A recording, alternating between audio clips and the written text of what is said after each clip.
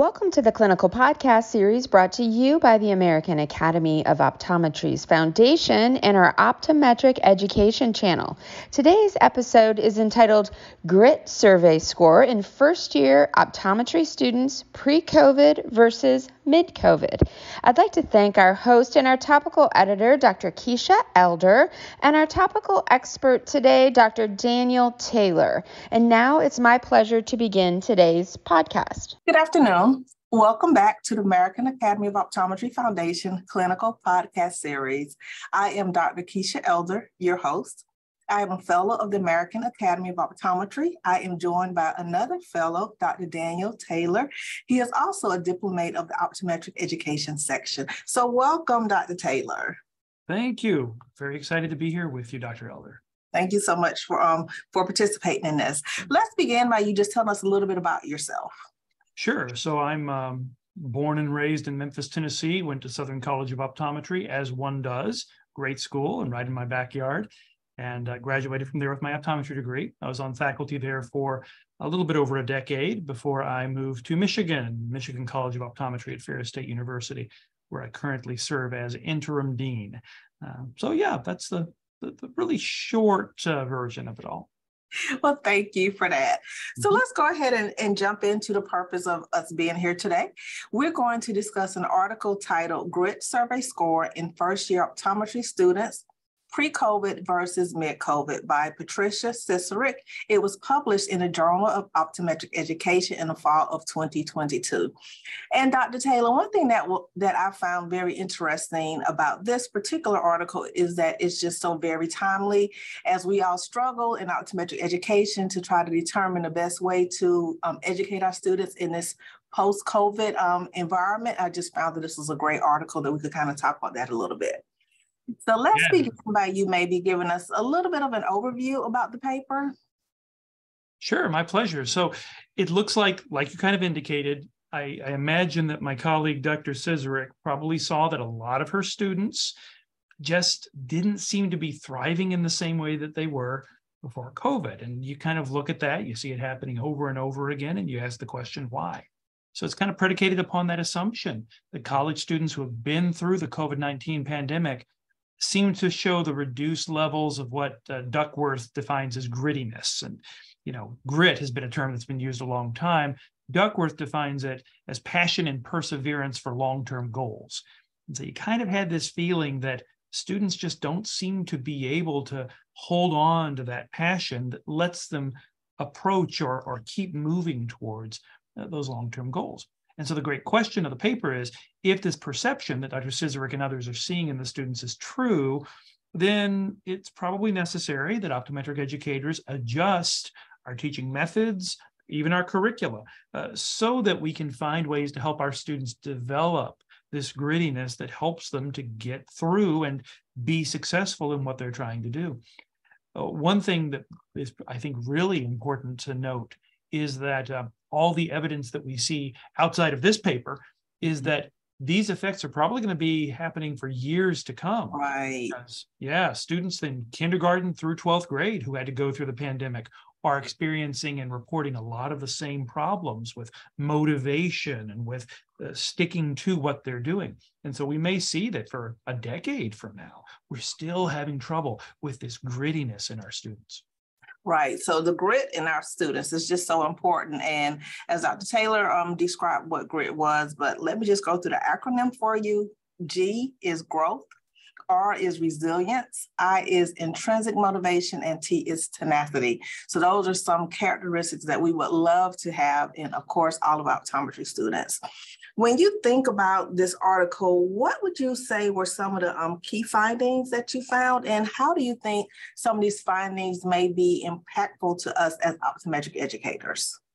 Yeah, so the key finding was, the main point of the article was when you compared class of entering first year optometry students after the pandemic, 2022, to classes that started before the pandemic, 2017, 2018, then you did see a reduction in this measurable grit survey result.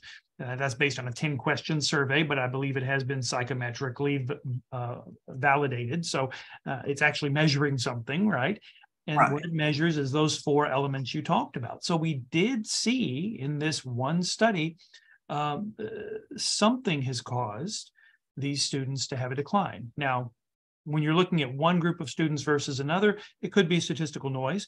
But the fact that we're seeing this, and a lot of people are noting this anecdotally, it kind of reemphasizes that there's probably something actually happening here. And I'm so glad that you mentioned the definition of Duckworth's concept of GRIT, which is an acronym, right? Because there's so much in there. You meet people sometimes who think it's not even worth trying because I just am who I am. That betrays a lack of a growth mindset, right? Right. Growth is just the idea that, hey, if I set my mind to it, I can change myself. Right. That's the whole purpose of education is that. The second one, the resilience, right? That has to do with keeping going. So that's where you get deliberative practice, right?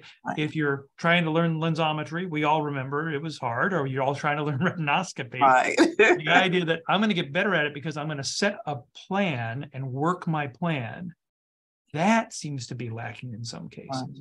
And then one of my favorites is intrinsic motivation. Because if you look at the world, and you can't see why the thing you're doing is valuable, except for the fact that it might make you money someday. That's incredibly demotivating. So honestly, I think one of the biggest implications of this article is that what we're dealing with is not just a intellectual or educational deficit, it's a spiritual deficit. And it requires a solution that you can't put in a syllabus. It requires individual people taking others under their wing, acting as mentors. So yeah, that's really what I got out of this. Right. And that's funny because especially when you talk about like the intrinsic motivation, I mean, it's like, what can we do? You know, what are the external forces or the things that we can bring into our students' lives that can actually cause them to within be motivated? And I think you hit the key, like what type of mentoring and relationship building do we need to engage in, you know, to help our students in this area? So that's just fascinating to me when you think about this, the scholarship of learning about things like intrinsic motivation. So now I'm kind of going along in that same vein when we think about our students today in optometry school, and we all say students today aren't the way they were 10 years ago, which isn't the way they were 20 years ago, et cetera, et cetera, et cetera. We think about our current optometry students and how COVID has impacted them.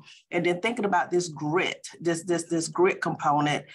Is there anything in the study that you read that will maybe cause you to re-examine how you view your students, how that you engage with your students, or how you encourage your faculty to interact with your students?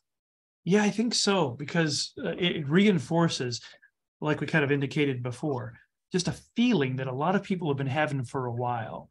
And it really reinforces the need to do something about it.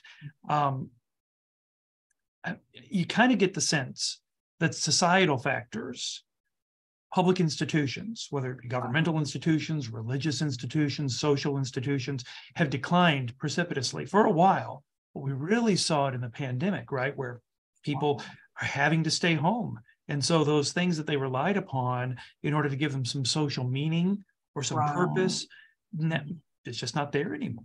Right. And then, of course, you go out and you are going out and you're wearing a mask. You're not seeing people's faces. You're isolated by that psychic distance as well.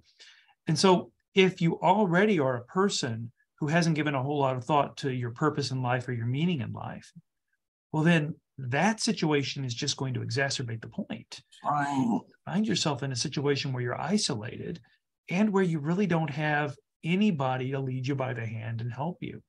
So what I really got out of this, and what I'd like to see maybe different, is maybe it's time for we optometry educators to think about how we organize our curricula.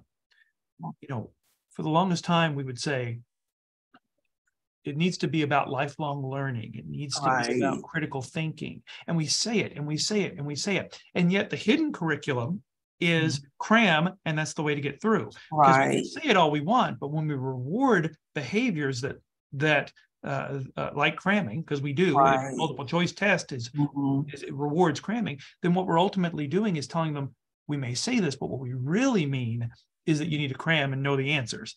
Right. So what would it look like to rethink an optometric curriculum and redesign it so that we are emphasizing lifelong learning, emphasizing self-reflection, metacognition, criticality of all things, not just thought, but criticality of emotions, criticality of relationships? What does that look like? And that's a really difficult question, but I think it's one we've got to ask. I think our students will demand nothing less.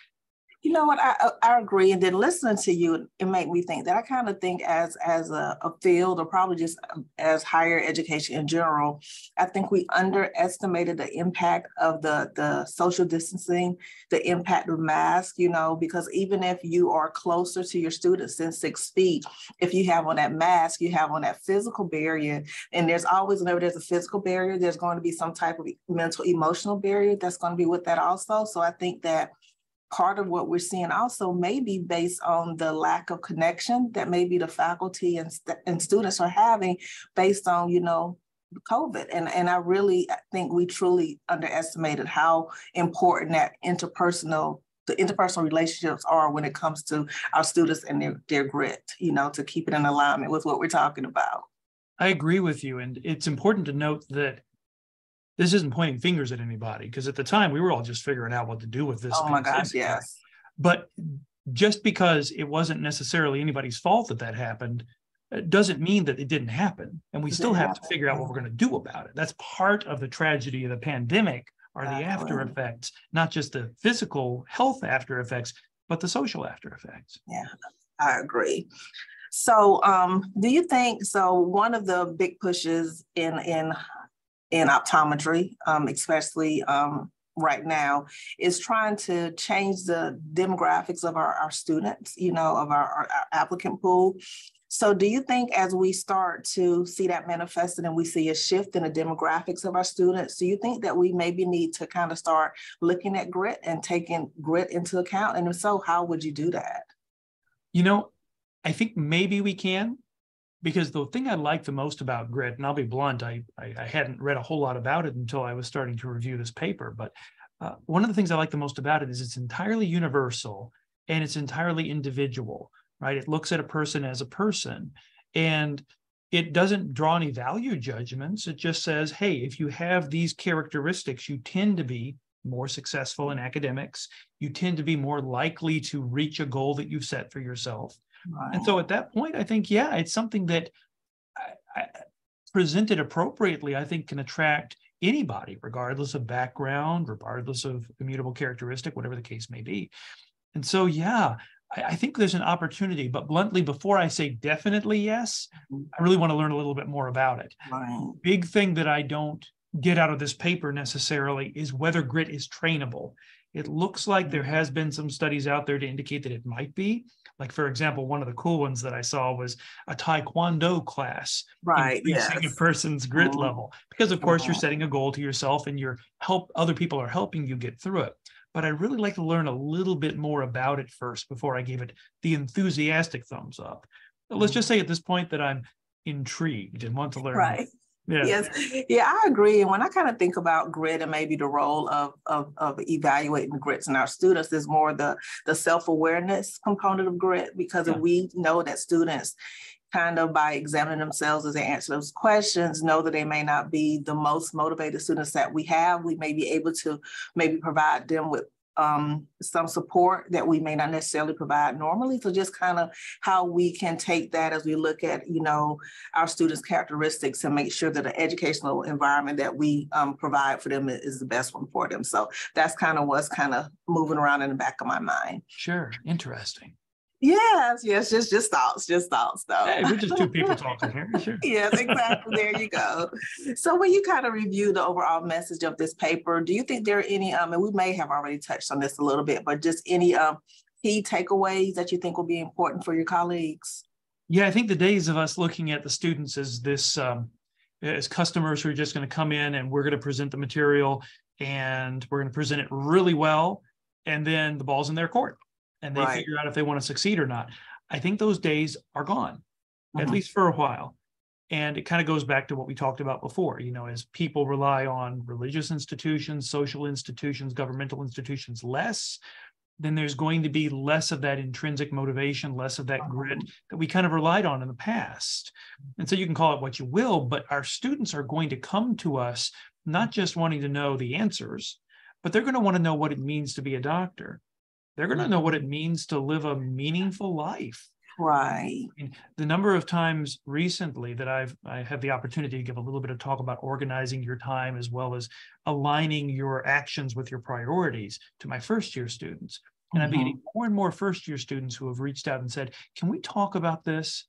Because it's clear that maybe other people have mentioned it to them, but it never really stuck before. Right. Starting to realize that, just working so you can have a job and make money is not a fulfilling life. It's great. I got no problem with it. But there's got to be more than that. Right. So I think we educators, the key takeaway I bring from this is we've got to be ready to have those conversations one-on-one and be okay with being more than just teachers, but being mentors.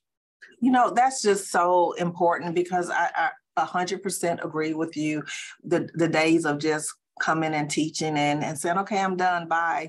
We have to provide more than just that for our students because that's just right now, that's just not enough. So thank you for stating what we've all been kind of thinking about in the background. So I'm going to end with this question. When you think about some potential research topics or research activities that can come as a result of this particular paper, do you see any particular ways that we can expand this to answer further research questions? Yeah, I hope that this and similar research in kind of the same vein causes us to maybe expand our focus, because we've been talking about critical thinking for a long time. Right. And we understand its utility, but the danger of focusing so much on critical thinking is it reduces the human being to a brain in a jar, right? Right. Just thought in a body. But of course, we know that's not the case. It's equally as important, particularly if you deal with students on like the student affairs side of things, that a student know how to handle the emotions that he's going through, or the relationships she's going through, or all these other elements of what it is to be a person. And so there's this concept of just general criticality, being a person who is critical, that is to say, who addresses thoughtfully, reflectively, all the elements of life. The ancients used to call this wisdom. So maybe it's time for us to get away, not so much get away from critical thinking, because it's hugely useful, but expand that into more of a holistic wisdom. And so we teach our students to live the examined life, to live a life of purpose and of reflection and of meaning. There's no reason why optometric educators can't be the start of the sea change in education. This is the kind of thing that makes elementary schools realize that it's important to have art class, even though it's expensive and it doesn't help you to meet a standardized test, right? Because those are the kind of things that give you purpose and meaning and quality of life.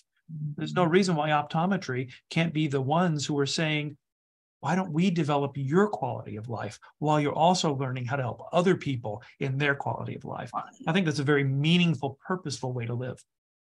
I think that's great. That kind of reminds me when I talk to students who are interviewing for positions at UMSL, where I currently serve as dean. One thing I like to say is that, we want to train good optometrists, or great optometrists, but we also want to help develop good people. Yeah. So it makes me think, what am I doing intentionally to make sure that our students are good people when they graduate? So how am I contributing to that aspect of their education? So. Yeah. Properly understood, there's no difference between the two, right? Because ultimately, if you're a good person, if you have these habits of tenacity, of grit, but also compassion, of care for other people, then that's just going to feed back and make you into a better doctor. Whereas just the desire for acquisition of filthy lucre, eventually that breaks down. Right, exactly. So thank you. I think that's a perfect way to end this conversation. Thank you, Dr. Taylor, for your thoughts and your expertise and your opinion as we went into more detail and talked about the GRIT survey score in first-year optometry students pre-COVID versus mid-COVID. So thank you. Thank you. And a special thanks to Cooper Vision for their educational grant to make it all happen.